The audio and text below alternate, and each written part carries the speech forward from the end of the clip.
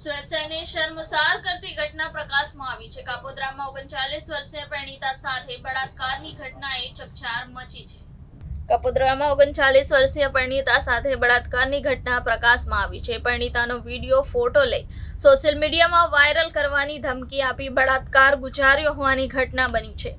છેલ્લા 3 વર્ષમાં આરોપી વેપારીએ મહિલાના ઘરે 3 વખત બળાત્કાર કર્યો છે।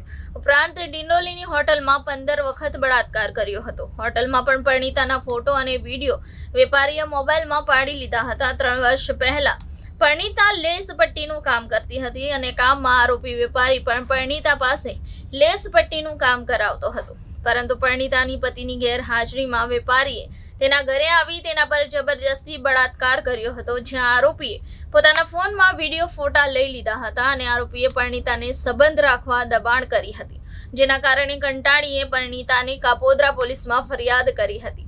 પોલીસે લેસ પટ્ટીના આરોપી વેપારી દિલીપ પ્રેમજી ભોજાણની સામે બળાત્કારનો ગુનો નોંધી આગળની તપાસ હાથ ધરી છે।